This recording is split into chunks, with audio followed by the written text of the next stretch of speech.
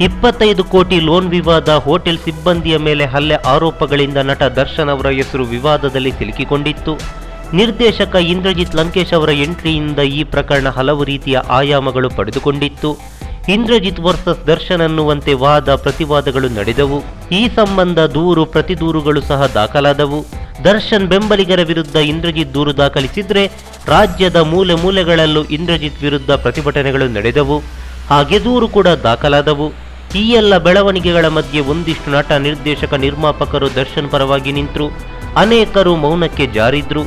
ಇದೀಗ ಕುರುಕ್ಷೇತ್ರ ಚಿತ್ರದಲ್ಲಿ ಭೀಮನ ಪಾತ್ರದಲ್ಲಿ ಮಿಂಚಿದ್ದ ಡ್ಯಾನಿಶ್ ಅಖ್ತರ್ ಸೈಫ್ಗೆ ದರ್ಶನ್ ಜೊತೆಗಿನ ಫೋಟೋವನ್ನು ತೆಗೆದುಹಾಕುವಂತೆ ಒತ್ತಾಯಗಳು ಹೆಚ್ಚಾಗಿವೆ ಅನ್ನೋ ವಿಚಾರ ರಿವೀಲ್ ಆಗಿದೆ.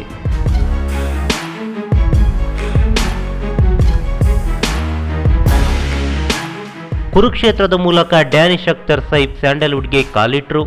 ಅಲ್ಲಿಂದ ಇಲ್ಲಿಯ ತನಕ ದರ್ಶನ್ ಜೊತೆ ಡ್ಯಾನಿಶ್ ಉತ್ತಮ ಸ್ನೇಹ ಸಂಬಂಧವನ್ನು ಹೊಂದಿದ್ದಾರೆ. ಇದರ ಪ್ರತೀಕವಾಗಿ ಡ್ಯಾನಿಶ್ ತಮ್ಮ ಟ್ವಿಟರ್ ಖಾತೆಯಲ್ಲಿ ದರ್ಶನ್ ಜೊತೆಗಿರುವ ಫೋಟೋವನ್ನು ಹಾಕೊಂಡಿದ್ದಾರೆ.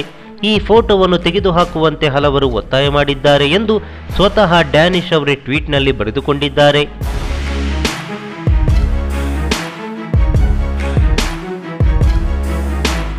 ಕರ್ನಾಟಕದ ಕೆಲವು ಜನರು ದರ್ಶನ್ ಸರ್ ಅವರೊಂದಿಗೆ ಇರುವ ಪ್ರೊಫೈಲ್ ಪಿಕ್ಚರ್ ಡಿಪಿ ಬದಲಾಯಿಸಿ ಎಂದು ಹೇಳ್ತಿದ್ದಾರೆ. ನಾನು ಎಂದಿಗೂ ದರ್ಶನ್ ಸರ್ ಅವರೊಂದಿಗೆ ನನ್ನ ಪ್ರೊಫೈಲ್ ಚಿತ್ರವನ್ನು ಬದಲಾಯಿಸುವುದಿಲ್ಲ ಎಂದು ಹೇಳಲು ಬಯಸುತ್ತೇನೆ. ದರ್ಶನ್ ಸರ್ ನನ್ನ ಹೃದಯದಲ್ಲಿದ್ದಾರೆ. ನಿಮ್ಮೆಲ್ಲರನ್ನು ಪ್ರೀತಿಸುತ್ತೇನೆ ಎಂದು ಡ್ಯಾನಿಶ್ ಟ್ವೀಟ್ ಮಾಡಿದ್ದಾರೆ.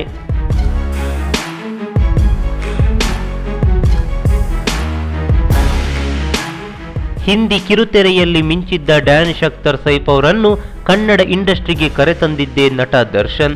ಕುರುಕ್ಷೇತ್ರ ಚಿತ್ರದಲ್ಲಿ ಭೀಮನ ಪಾತ್ರ ಇವರೇ ಮಾಡಬೇಕು ಎಂದು ನಿರ್ಮಾಪಕರ ಬಳಿ ಆಯ್ಕೆ ಮಾಡಿಕೊಂಡಿದ್ದರಂತೆ. ಆಗಿನಿಂದಲೂ ಡ್ಯಾನಿಶ್ ದರ್ಶನ್ ಅವರ ಅಭಿಮಾನಿ. ಪ್ರತಿ ಸಂದರ್ಭದಲ್ಲೂ ದರ್ಶನ್ ಪರವಾಗಿ ನಿಂತಿದ್ದಾರೆ.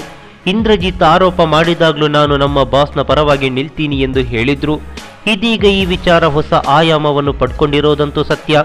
ನಮಸ್ಕಾರ.